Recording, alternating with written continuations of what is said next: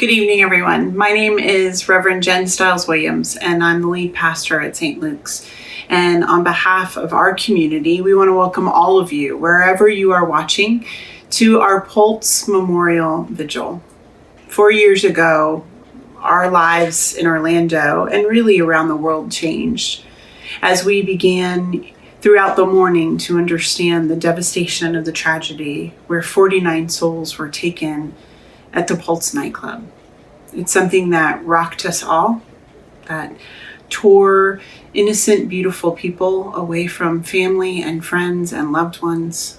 And it reminded us that we have a lot of work to do to help people, especially people of faith, know how beloved our LGBTQ community is to us, but also to their God.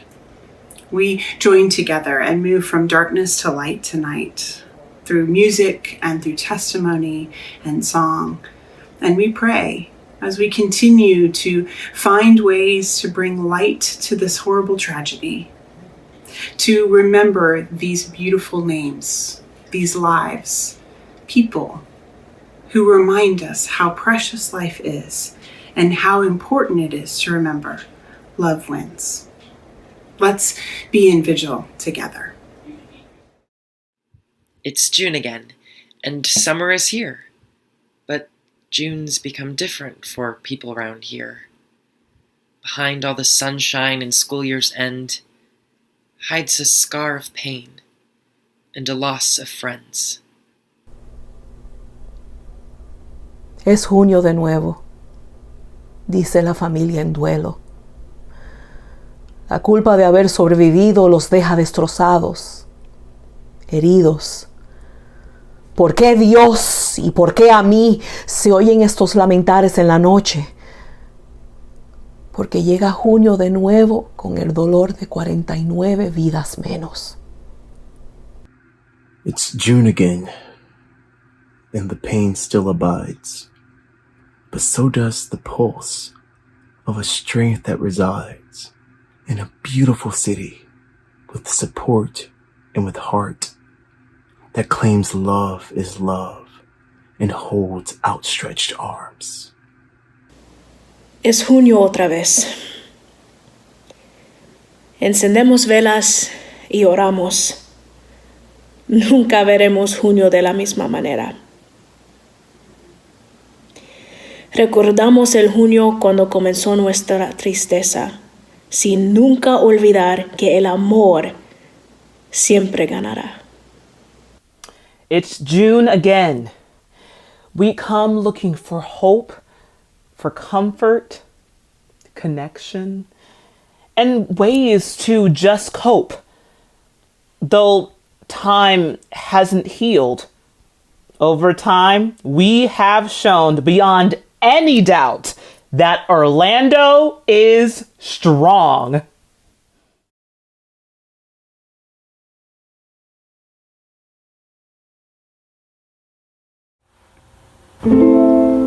So many people only knew a few.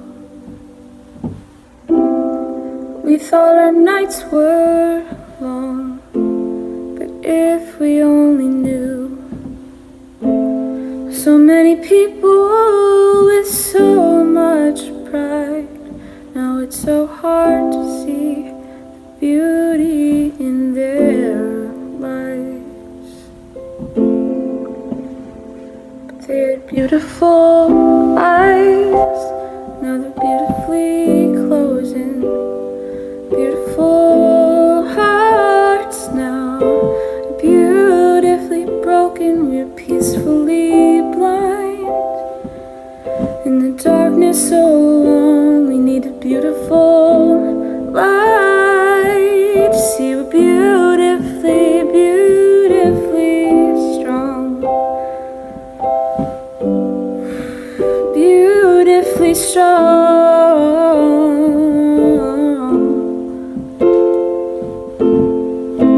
So many people putting off the blame, but we use our hate to fill holes. Who's putting out that flame? So many people with so much fear. It's so hard to see the beauty over oceans of collected tears.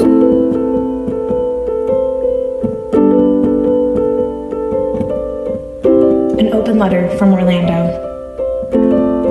I saw her spend 2 hours getting ready, curling every hair and crimping every lash. She bounced through clouds of perfume and curated her outfit. She texted her friends and started out on my streets. I never thought it would be me.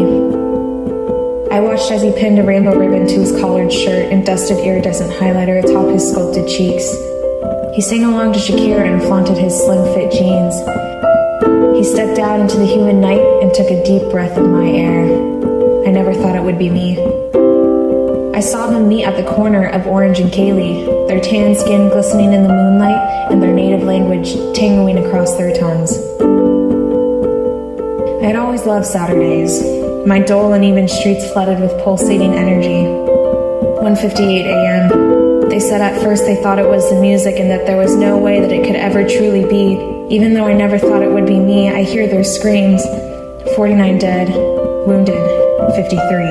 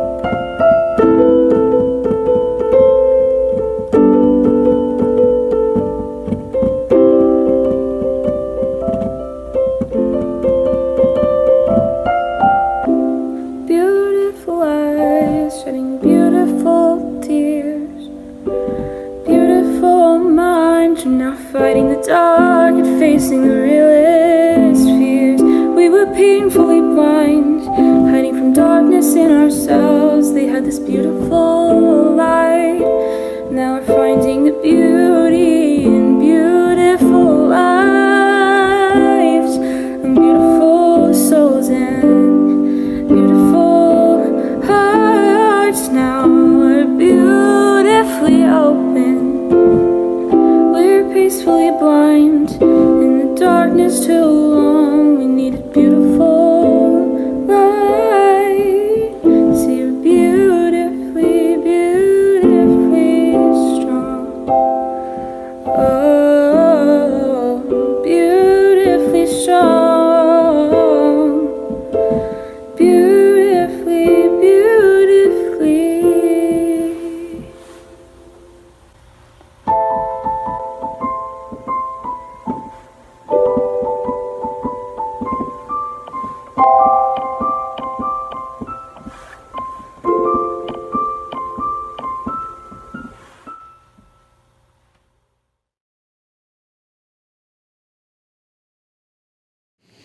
Now let's join together in a moment of silence, and then we, your pastors, will continue to lead us in prayer.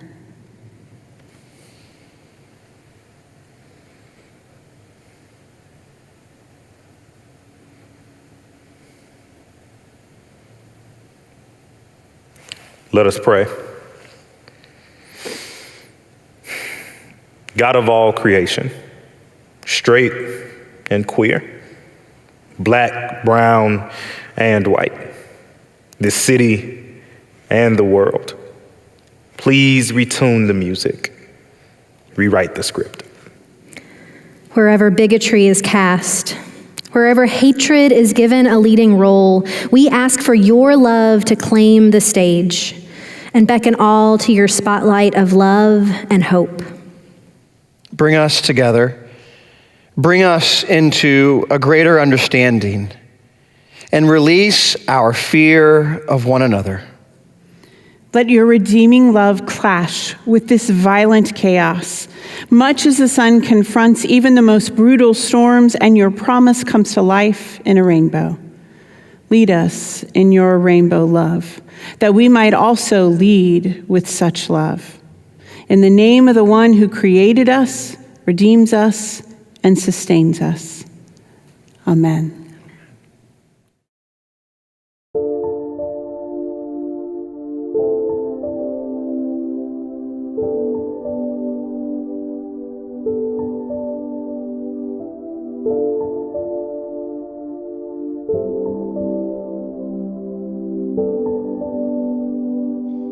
June 12, 2016 changed everything about my life.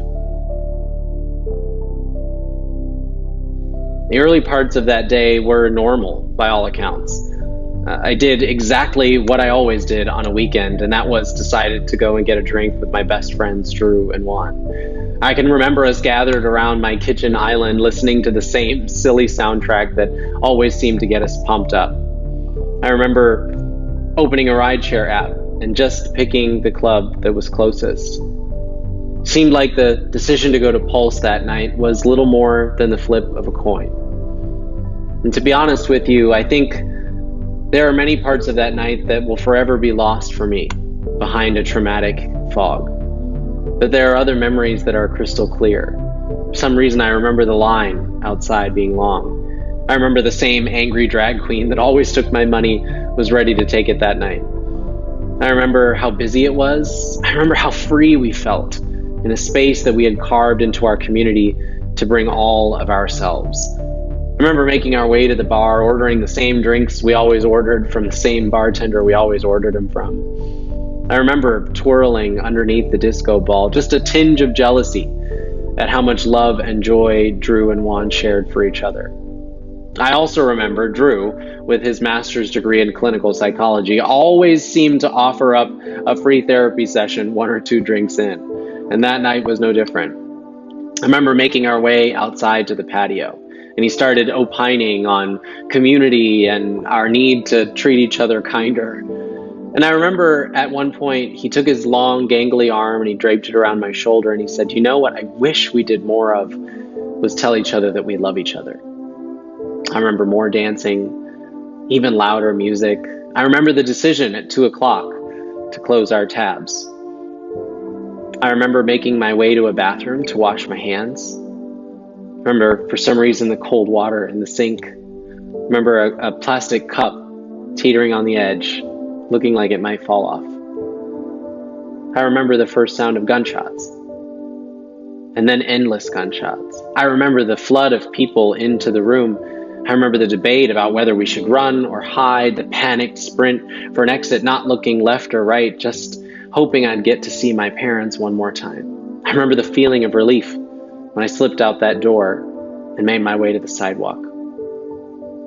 And I will never forget the first time I ever understood what heartbreak meant, when I learned that among the 49 victims that night, victims of an act of hatred and bigotry, were my best friends, Drew and Juan. They'd been standing right in the middle of the dance floor, wrapped in each other's arms, when that man fired 13 rounds into the two of them.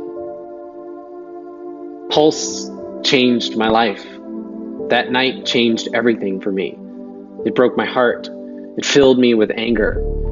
But it also helped me to understand what it means to fight for something. A few days later, we had a funeral service for Drew, and I got to help push the casket down the aisle, and I gripped the side so hard I thought my fingers might fall off, but I didn't want to let go until I found the right way to say goodbye. And as my hand slipped off the bar, I whispered, "I will never stop fighting for a world that you would be proud of." We heard the shots ring out, and at first we thought it was just something that was maybe in the song that was playing, but then to see the amount of people running out of the club, out of the exit doors, it just kind of baffled me, and my first thought was to run down the back hallway for the employees and to try and find my way out to my car. But as I was going past the dressing room, a lot of other people were running off of the dance floor, and I ended up in the dressing room, and I allowed like 6 or 7 other people to come in the dressing room, and we just kind of bunkered down there, and we were in there for a good 3 hours just praying and hoping that the madness would stop. During that time, I relied on my faith, and I started to pray, and I was able to speak to my mother. I did not know if that would be my last time speaking to her, but thanks to the first responders and Nima, one of our promoters of the evening, about 3 hours into everything, the police, we got on the phone with them and we directed them to a air conditioning unit that we asked to have put in, and we had to knock in that air conditioning unit and climb out of a hole in order to get out. As I got out, my instinct was to run. The police were trying to, calm me down, and they walked us in a single file line with our hands up and tried to get us away from the building as quickly as possible. My name is Fatima Aitrami. I'm the outreach director at the Islamic Center of Orlando. I can believe it's been 4 years already for the Pulse tragedy. To me, it still seems like yesterday. I can still remember that morning. I can still remember the pain I felt, the disbelief. I woke up that morning when my boss called me and asked me to come to the center right away. So I rushed to the center, and then I was shocked to see FBI agent, special crime unit agent, OPD, different news media outlets already there at the center. When I got there, I talked to a few people, answered a few questions, started planning the day with my boss. Then I received a call from Mayor Baridayer's office asking if someone can come from our center that speaks Arabic because they might need translation. I talked to my boss and he said, yes, go ahead. I drove to the Birbal Senior Center where most of the victim families were gathered. I remember getting there, I couldn't find a parking spot. The place was full. So I parked very, very far. And I was walking and it was so many people. And I still remember that morning, the smells, the light, the sun. I did not know what to think. Many things was just rushing through my head. And I just couldn't even look at people in the eyes because I did not know what people were thinking and if I'm gonna get any lashback since the shooter was a Muslim. And it's still very hard to talk about. To me, this person that did this heinous crime is not a man of faith. No man of faith, no matter what his faith is, can do such horrible crime and kill innocent people. I still felt guilty by association. But in my head, I was like, I'm here for a bigger purpose. This is not about me or about my faith or about the shooter. This is about the families that are suffering right now. This is about the 49 beautiful people that lost their lives. I have to be here for them. I have to be strong. I have to be courageous. I have to come to help my community because they need me.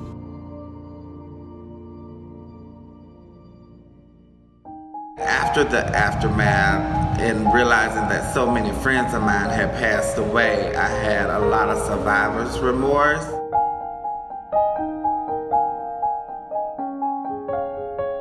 Questioning and asking God, here I was, a 38-year-old individual who had accomplished so many things in my life that, I would have preferred that God would have, kept a lot of them so that they could live out their dreams. When I got to a really low point and I questioned God, I asked him, why did you even keep me here if life was going to be so hard for me? And his answer to me was, life has always been a struggle, baby.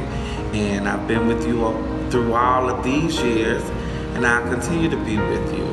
And that is what has really kept me strong, is knowing that God has been with me the entire way.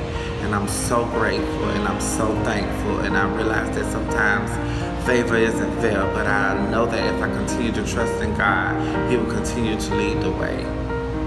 During this tragedy, I stopped going to church for about a year. And I think it was just, me wrestling and tussling with things that God was dealing with me.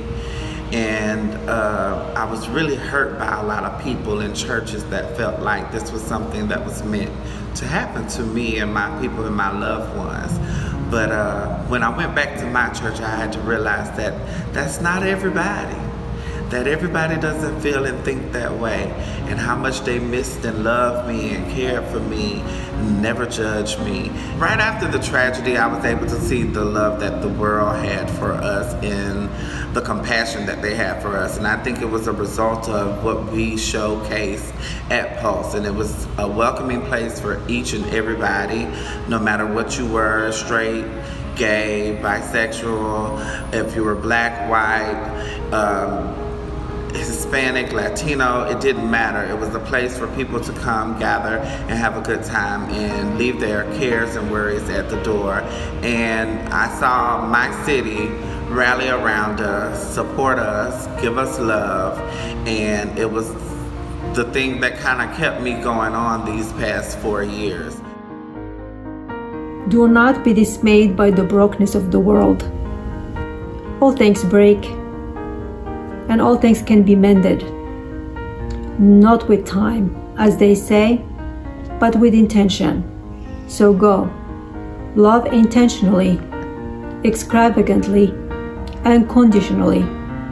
The broken world waits in darkness for the light that is you. Elar Nost. Thank God I walked to the Birbal Center. Still, I wasn't sure how I was going to be received, but I just walked around, introduced myself. I saw like people from all backgrounds, from different faiths, just coming together and talking. There was a lots of hugs. There was a lots of tears. Really, it was just like a beautiful thing to see. People just coming together in unity to help and support the families of the victims and the survivors. June 12, 2016 was a very dark day, very dark memory. Many lives were lost and changed forever. But the love and unity we shared and the support we have carried us through from darkness to light. Stay in the light. Be the light. Thank you.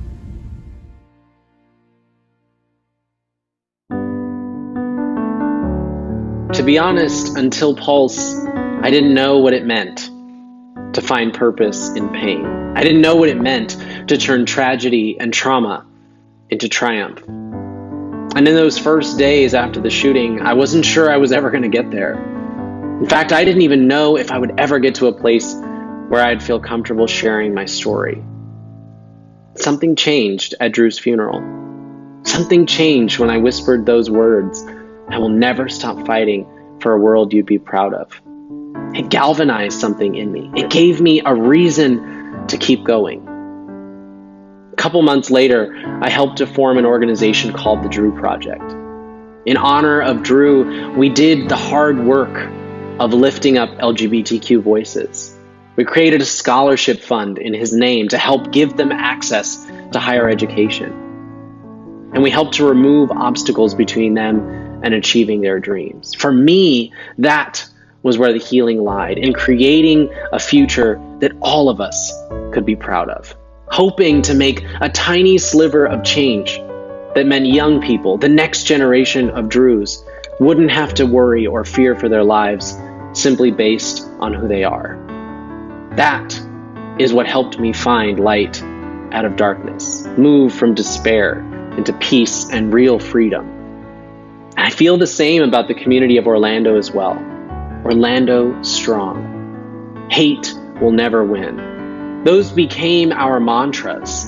Those became our guiding principles, and Orlando transformed overnight. We became a community that would hug you in line at the grocery store, a community that would put rainbows everywhere and say, no matter who you are or how you love, you belong here.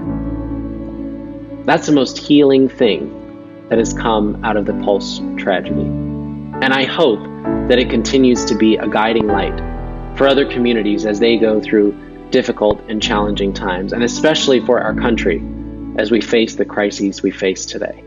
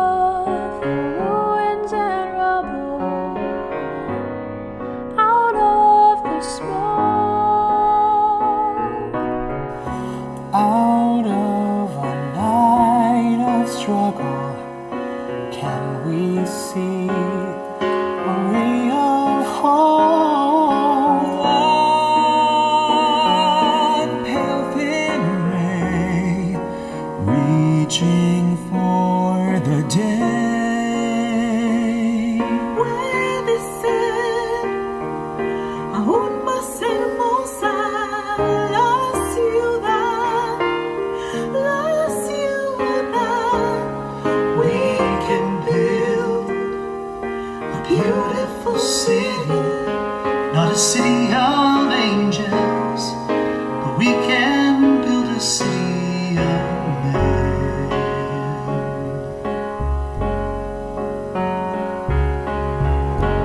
We may not reach the ending, but we can start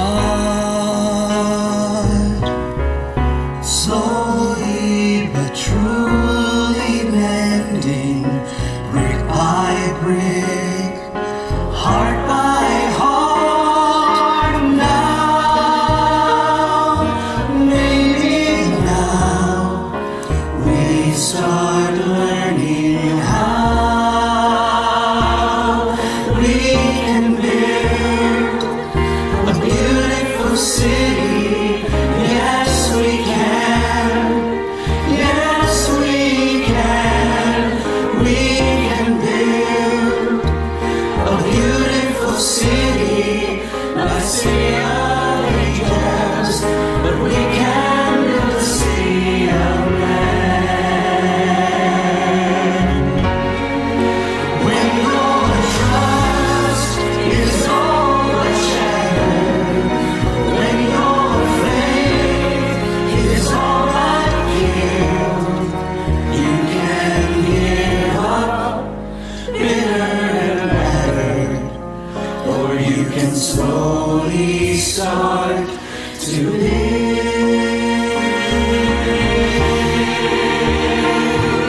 a beautiful city.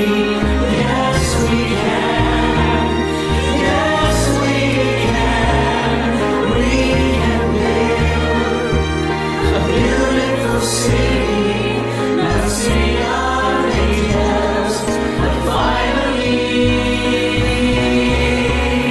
a city of men.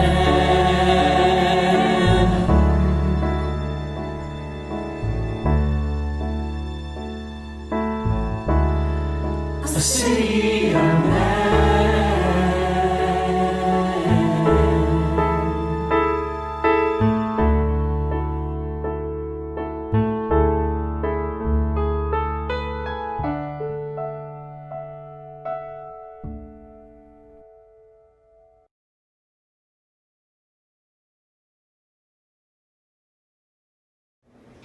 Thank you so much for being with us tonight on this very special occasion. I want to especially thank our Inclusion Committee and everyone who worked on making this service so special. We at St. Luke's want you to know that there are resources available if you still are in a place where you need some help or someone to talk to or someone for you to be able to move into the light. We want to offer that list of resources for you at the end of our time together. And now may you go forth in his love and his grace and his peace, and may light continue to shine on you, in you, and through you. And may we always be Orlando strong because of the lives of these 49 saints. Amen.